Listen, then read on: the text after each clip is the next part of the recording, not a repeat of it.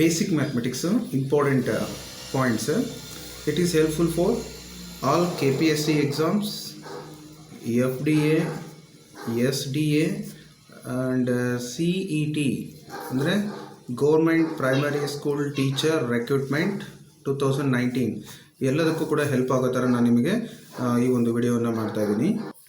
ನೋಡೋಣ. ಮೊದಲನೇ ಪ್ರಶ್ನೆ, ಬೀಜೋಕ್ತಿಗಳ ಮಹತ್ತರ ಘಾತ ಕಂಡುಹಿಡಿಯಿರಿ. ಅಂದರೆ ಇದರಲ್ಲಿ ಘಾತ ಅಂದರೆ ಎಕ್ಸ್ಪೋನೆಂಟ್ ಯಾವುದಿದೆ ಅಂತ ಹೇಳಿ ಆಪ್ಷನ್ ಇಲ್ಲಿ question P of X is equal to X square minus 3x plus 4x cube minus 6 ಅಂತ ಇದೆ. ಸೊ ಇದರಲ್ಲಿ ಹೈಯೆಸ್ಟ್ ಘಾತ ಯಾವುದಿದೆ? 3. ಹಾಗಾಗಿ 2, 1, 3, 6 ಅಂತ ಕೊಟ್ಟಿದ್ದಾರೆ. ಸೊ ಆಪ್ಷನ್ 3 ಸರಿಯಾದಂಥ ಉತ್ತರ. ಹಾಗೆ ಇಲ್ಲೊಂದು ಕೊಟ್ಟಿದ್ದಾರೆ, P of X is equal to 5x cube plus 4x square plus 7 ಅಂತೇಳಿ.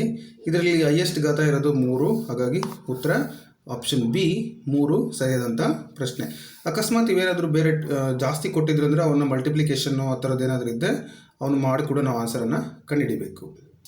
ಸೊ ಮುಂದಿನ ಒಂದು ಪ್ರಶ್ನೆ, P of T is equal to 4t cube plus 5t square into 4t square plus 6 ಅಂತ ಇದೆ. ಸೊ ಇಲ್ಲಿ ಹೈಯೆಸ್ಟ್ ಇರೋದು 3, ಹಾಗಾಗಿ 3 ಉತ್ತರ ಅಂತ ಅಂದ್ಕೋಬೇಡಿ. ಯಾಕೆ ಅಂತ ಹೇಳಿದರೆ ಇಲ್ಲಿ ಸ್ವಲ್ಪ ಸಿಂಪ್ಲಿಫಿಕೇಶನ್ ಇದೆ. ನೋಡೋಣ.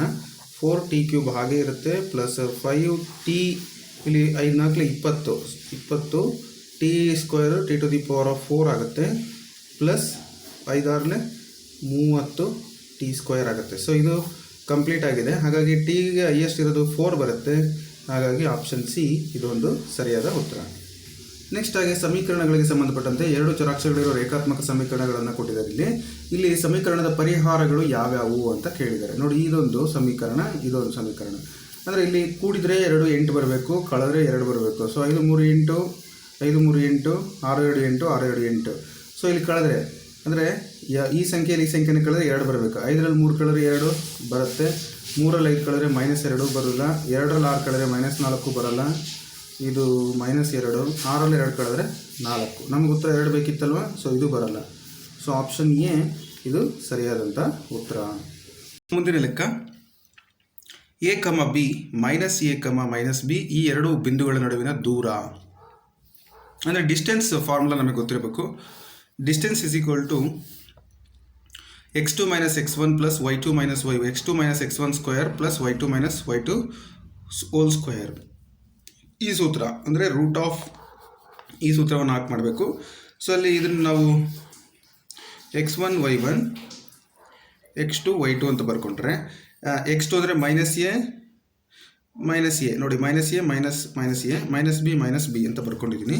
ಸೊ ಇಲ್ಲಿ ನೋಡಿ, ಮೈನಸ್ ಎ ಅಂದರೆ -2a ಆಗುತ್ತೆ. ಇದು -2b ಆಗುತ್ತೆ. ಸ್ಕ್ವೇರ್ ಮಾಡಿದಾಗ ಪ್ಲಸ್ ಆಗುತ್ತೆ. ಇದು minus into minus plus 2 4 A square, ಇದು 4 ಬಿ ಸ್ಕ್ವೇರು, 4 ಆಚೆ ಬರುತ್ತೆ. A square plus B square, 4 ಅಂದರೆ 2 ವರ್ಗಮೂಲ ಬರುತ್ತೆ.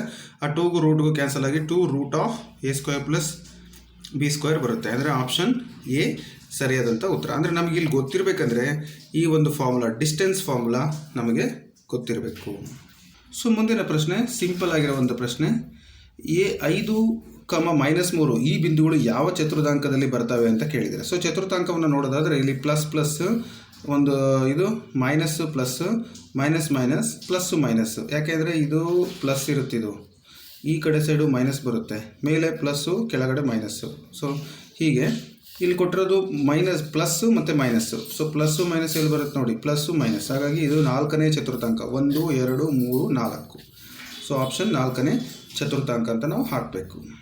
ಸೊ ಹಾಗೆ ಇನ್ನೊಂದು ಪ್ರಶ್ನೆ, ಇಲ್ಲಿ P of x1 y1 and P of x2 y2 ಈ ಬಿಂದುಗಳ ನಡುವಿನ ದೂರ ಕೇಳಿದ್ದಾರೆ.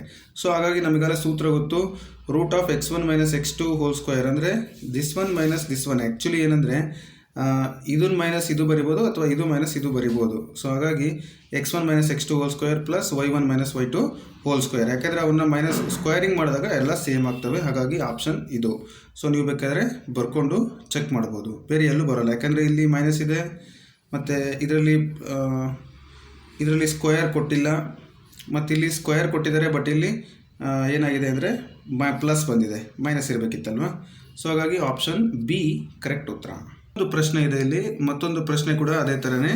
ಸೊ ಪಿ ಆಫ್ XY ಬಿಂದು ಮೂಲ ಬಿಂದು 0 ಇಂದ ಇರುವಂಥ ದೂರ. ಸೊ ಈ ರೀತಿ 0 ಇಂದ ಯಾವುದಾದ್ರೂ ಕೊಟ್ಟಿದ್ರೆ ಅದರ ಸ್ಕ್ವೇರ್ಸ್ ಆಗುತ್ತೆ. ಸಮ್ ಆಫ್ ಅಂದರೆ O ಮತ್ತು P. OP is equal to root of x² plus y². ನೀವು ಇದನ್ನು ಬೇಕಾದ್ರೆ ಮಾಡಿ ನೋಡ್ಬೋದು. ಇದನ್ನು ನೆನ್ಪಿಟ್ಕೊಳ್ಳಿ, ಜನರಲ್ ಫಾರ್ಮುಲಾ ಇದು. ಸೊ ನೆಕ್ಸ್ಟು ಅದೇ ರೀತಿ ಇನ್ನೊಂದು ಪ್ರಶ್ನೆ ಕೊಟ್ಟಿದ್ದಾರೆ 2, 7, 12 ಈ ಸಮಾನಾಂತರ ಶ್ರೇಣಿಯಲ್ಲಿ ಅವರೇ ಕೊಟ್ಟಿದ್ದಾರೆ. ಸಮಾಂತರ ಶ್ರೇಣಿಯಲ್ಲಿ 10ನೇ ಪದವನ್ನು ಕಂಡುಹಿಡಿಯಿರಿ. ಆಪ್ಷನ್ಸ್ 37, 39, 41, 47 ಅಂತ ಕೊಟ್ಟಿದ್ದಾರೆ. ಸೊ 10ನೇ ಪದ ಅಂದರೆ T10 = ಮೊದಲನೇ ಪದ ಎ ಅಂದರೆ 2 ಪ್ಲಸ್ ಎನ್ ಅಂದರೆ 10 ಮೈನಸ್ 1, ಡಿ ಅಂದರೆ ಇವೆರಡರಲ್ಲಿ ಕಳಿಬೇಕು. 7ರಲ್ಲಿ 2 ಹೋದರೆ 5, 12ರಲ್ಲಿ 7 ಹೋದರೂ 5 ನೋಡಿ ಈ ರೀತಿ ಬರ್ಕೋಬೇಕು. 9 × 5 = 45 ಡೈರೆಕ್ಟಾಗಿ ಬರಿತಾ ಇದ್ದೀನಿ. 45 2 ಕೂಡಿದರೆ 47. ಸೊ ಇದು 10ನೇ ಪದ ಅಂತೇಳಿ ನಾವು ಹೇಳ್ತೀವಿ. ಸೊ ಹೀಗೆ ಆನ್ಸರನ್ನು ಮಾಡಬೇಕು. ಆಪ್ಷನ್ ಡಿ ಸರಿಯಾದಂಥ ಉತ್ತರ. ಈ ರೀತಿಯಾಗಿ ನಾವು ಲೆಕ್ಕಗಳನ್ನು ಬಿಡಿಸ್ಬೋದು. ಅದೇ ರೀತಿಯಾದ ಇನ್ನೊಂದು ಪ್ರಶ್ನೆ ಇದೆ ಇಲ್ಲಿ.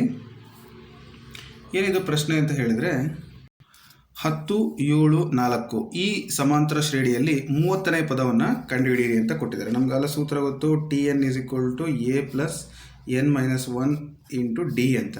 T30 ಕೇಳಿದ್ದಾರೆ. = a ಅಂದರೆ 10 ಮೊದಲನೇ ಪದ ಮೊದಲೇ ಯಾವ್ದಿರುತ್ತೋ ಅದೇ. ಎನ್ ಅಂದರೆ ಅವರೇ ಕೊಟ್ಟಿದ್ದಾರೆ 30 ಮೈನಸ್ 1, ಡಿ ಅಂದರೆ ಕಳೀರಿ. 7ರಲ್ಲಿ 3 10 ಹೋದರೆ -3, 4ರಲ್ಲಿ ಅಂದರೆ -3 ಇಲ್ಲಿ ಬರುತ್ತೆ. ಸೊ ಇದನ್ನು ನಾವು ಆನ್ಸರ್ ಮಾಡೋದಾದರೆ 10 + 29 ಆಗುತ್ತೆ ಇಂಟು -3 ಇದೆ. ಸೊ 29ನ 3ರಿಂದ ಗುಣಾಕಾರ ಮಾಡಿದರೆ ಏನು ಬರುತ್ತೆ? 9 3 27 7 ದಶಕ 2 3 2 6 7 8 ಅಂದರೆ 87. ಇದಕ್ಕೆಂದರೆ -3 ಆಗಿರೋದ್ರಿಂದ -87 ಅಂದರೆ 10 + -87 ಅಂದರೆ 87ರಲ್ಲಿ 10 ಹೋದರೆ -77 ಉತ್ತರ ಬರುತ್ತೆ. ಸೊ ಆ್ಯಕ್ಚುಲಿ ಆವಾಗಲೇ ನಾನು ಆಪ್ಷನ್ಸ್ ಬರೆದಿರಲಿಲ್ಲ. ಸೊ -77 ಅಂತಕ್ಕಂಥದ್ದು ಉತ್ತರ ಆಪ್ಷನ್ ಸಿ ಸರಿಯಾಗಿದೆ. ಸೊ ಈ ರೀತಿಯಾಗಿ ನಾವು ಸಮಾಂತರ ಶ್ರೇಣಿಯಲ್ಲಿ ಪದಗಳನ್ನು ಕಂಡುಹಿಡಿಯಲಿಕ್ಕೆ ಕೊಟ್ಟಾಗ ಮಾಡ್ಬೋದು. ಹಾಗೆಯೇ ಸಮಾಂತರ ಶ್ರೇಣಿಯಲ್ಲಿ ಪದಗಳ ಹೊರಗಿನ ಮೊತ್ತವನ್ನು ಕಂಡುಹಿಡಿಯಲಿಕ್ಕೆ ಕೊಟ್ಟರೆ ಯಾವ ರೀತಿ ಮಾಡಬೇಕು ಅಂತೇಳಿ 3, 6, 9 ಈ ಸಮಾಂತರ ಶ್ರೇಣಿಯ 15 ಪದಗಳವರೆಗಿನ ಮೊತ್ತ ಕೇಳಿದರೆ ನಮಗೆ ಗೊತ್ತು. Sn = n/2 of 2a + n - 1 × d. N ಅಂದರೆ 15/2, ಎ ಅಂದರೆ ಮೊದಲನೇ ಪದ 3 ಅದನ್ನು ಬರ್ಕೊಂಡಿದ್ದೀನಿ, ಪ್ಲಸ್ ಎನ್ ಅಂದರೆ 15 - 1, ಡಿ ಅಂದರೆ 3. ಯಾಕಂದರೆ 6ರಲ್ಲಿ 3 ಹೋದರೆ 3, 9ರಲ್ಲಿ 6 ಹೋದರೆ 3. ಇವ ಹಿಂದಿನ ಪದದಿಂದ ಮುಂದಿನ ಪದವನ್ನು ಕಳಿಬೇಕು. ಅಂದರೆ T2 - T1 ಅದನ್ನು ಡಿ ಅಂತ ಕರಿತೀವಿ. ವ್ಯತ್ಯಾಸ ಡಿ ಅಂದರೆ. ಸೊ ಈಗ ಇಲ್ಲಿ 2 3 6, 15ರಲ್ಲಿ 1 14 ಹಾಗೆ ಬರ್ದಿದ್ದೀನಿ. 14 3 42, 6 ಬರ್ದಿದ್ದೀನಿ. ಇವೆರಡು ಕೂಡಿದ್ರೆ 48 ಆಗುತ್ತೆ. ಸೊ 15/2 ಹಾಗೆ ಬರ್ಕೊಂಡು 48ರಿಂದ 2 ಡಿವೈಡ್ ಮಾಡಿದರೆ 24 × 15 360 ಬರುತ್ತೆ. ಸೊ ಆಪ್ಷನ್ ಸಿ 360 ಇದೆ, ಅದು ಸರಿಯಾದಂಥ ಉತ್ತರ. ಸೊ ಮತ್ತೊಂದು ಪ್ರಶ್ನೆ ಇದೆ ಇಲ್ಲಿ. ಸೊ ಇದನ್ನು ನಿಮಗೆ ನೀವೇ ಮಾಡಿರಿ ಅಂತ ಹೇಳ್ತಾ ಇದ್ದೀನಿ. ಸೊ ನಿಮಗೆ ಹೋಮ್ವರ್ಕ್ ಅಥವಾ ಡ್ರಿಲ್ ವರ್ಕ್ ಎರಡರಲ್ಲೊಂದು ಕನ್ಸಿಡರ್ ಮಾಡಿ. ಸೊ ಮಾಡಿ ನನಗೆ ಕಮೆಂಟ್ ಬಾಕ್ಸ್ನಲ್ಲಿ ಈ ಆನ್ಸರನ್ನು ನೀವು ಕಮೆಂಟ್ ಮಾಡಿದರೆ ಸೊ ಈ ವಿಡಿಯೋವನ್ನು ನೀವು ಕರೆಕ್ಟಾಗಿ ನೋಡ್ತಾ ಇದ್ದೀರಾ ಮತ್ತು ನೀವು ವರ್ಕ್ ಮಾಡ್ತಾ ಇದ್ದೀರಾ ಅಂತ ನಾನು ಭಾವಿಸ್ತೀನಿ. So next video part 2 start ಮಾಡುವಾಗ ನಾನು ನಿಮಗೆ ಈ ಒಂದು ಉತ್ತರನ ಹೇಳಿ ಸ್ಟಾರ್ಟ್ ಮಾಡ್ತೀನಿ. ಯಾರೆಲ್ಲ ಆನ್ಸರ್ ಮಾಡ್ತೀರಾ ನಾನು ನೋಡೋಣ. -5, -4, -3 ಈ ಸಮಾಂತರ ಶ್ರೇಣಿಯಲ್ಲಿ 11 ಪದಗಳವರೆಗಿನ ಮೊತ್ತವನ್ನು ಕಂಡುಹಿಡಿಯಿರಿ. ಸೊ ಕೇಳಿದರೆ 11 ಪದಗಳವರೆಗಿನ ಮೊತ್ತ ಅವಾಗಲೇ ಸೂತ್ರ ಹೇಳಿದ್ನಲ್ಲ, ಇದೇ ಸೂತ್ರವನ್ನು ಹಾಕಿ ನೀವು ಮಾಡಬೇಕು. ಸೊ ಈ ಪ್ರಶ್ನೆಗೆ ಉತ್ತರ ಮಾಡಿ ಆನಂತರ ನಾನು ನಿಮಗೆ ನೆಕ್ಸ್ಟ್ ವಿಡಿಯೋದಲ್ಲಿ ನಾನು ಇದಕ್ಕೆ ಆನ್ಸರನ್ನು ಹೇಳ್ತೀನಿ. ಇಲ್ಲಿ ಆಪ್ಷನ್ಸ್ ಯಾಕೆ ಕೊಟ್ಟಿಲ್ಲ ಅಂತ ಹೇಳಿದರೆ ನೀವು ಯಾವುದೋ ಒಂದು ಆನ್ಸರ್ ಕಮೆಂಟ್ ಮಾಡ್ತೀರಾ. ಸೊ ನೀವು ಟ್ರೈ ಮಾಡಲ್ಲ ಅಂಥೇಳಿ ನಾನು ನಿಮಗೆ ಆನ್ಸರ್ ಕೊಟ್ಟಿಲ್ಲ. ಓಕೆ. ಸೊ ಆದಷ್ಟು ಬೇಗ ಆನ್ಸರ್ ಕಂಡುಹಿಡಿದು ಕಮೆಂಟ್ ಬಾಕ್ಸ್ನಲ್ಲಿ ಕಮೆಂಟ್ ಮಾಡಿ. ನೆಕ್ಸ್ಟ್ ವಿಡಿಯೋ ಪಾರ್ಟಲ್ಲಿ ನಾನು ಅದನ್ನು ಕ್ಲಿಯರ್ ಮಾಡ್ತೀನಿ. Thank you.